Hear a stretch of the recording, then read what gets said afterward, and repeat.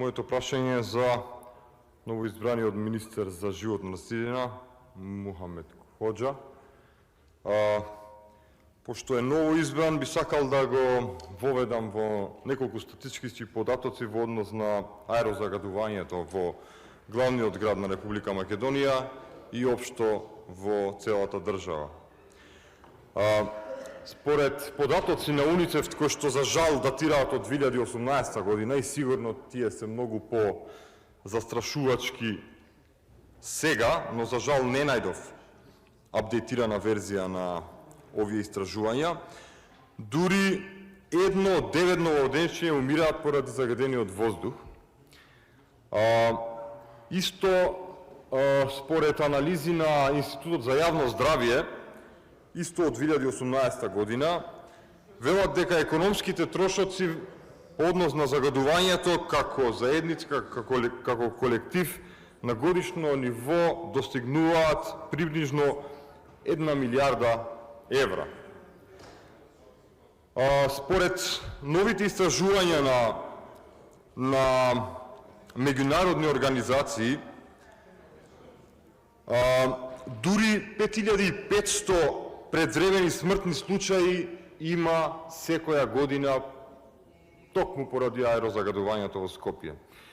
И интересно е, ако наназад ги гледате бројките, оваа бројка на предвремени смртни случаи секоја година скоро да расте за 1000 нови вакви случаи, за жал. Гледаме дека и бројот на луѓе со респираторни заболувања секоја година е во пораст. Од друга страна, Македонија увезува многу повеќе отпад од она што самата го генерира. Например, ЕУ обработува само 30% од отпадот кој што го генерира. Другите 70% од генерираниот отпад во ЕУ се извезува. И Македонија е една од земјите кои што го увезува ваквиот отпад. Можеби ваквиот отпад не доаѓа директно од Европската Унија, но преку криминалните шеми, за кои има и официјални и извештаи и пресуди, например, во Италија, тој преку Косово или преку Бугарија доаѓа до Македонија. Вашиот изговор на овој увезен отпад е дека тој е не критичен отпад.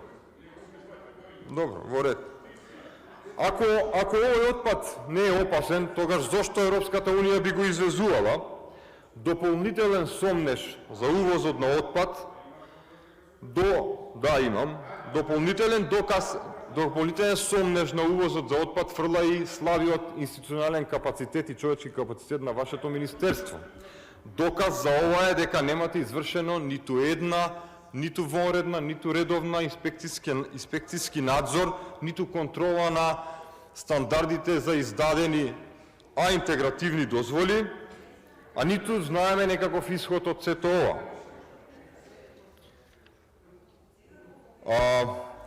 Исто така, за ваквата институционална неспособност на вашето министерство говори фактот што индустријскиот капацитет УСИЕ само во своји лаборатории, со своји мерни единици, си го мери загадувањето од својата работа. И така констатира дека во суштина не загадува.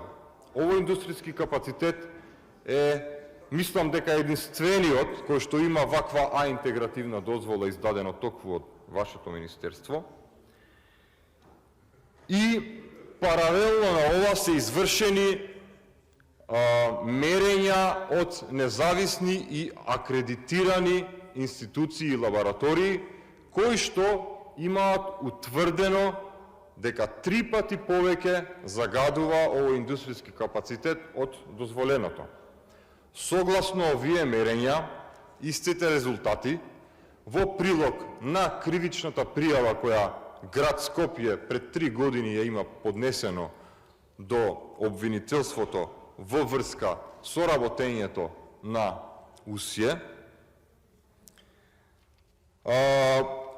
Поднесени се кривична пријава и по истата нема никаков исход, а нема ни никаква реакција и од вашето министерство.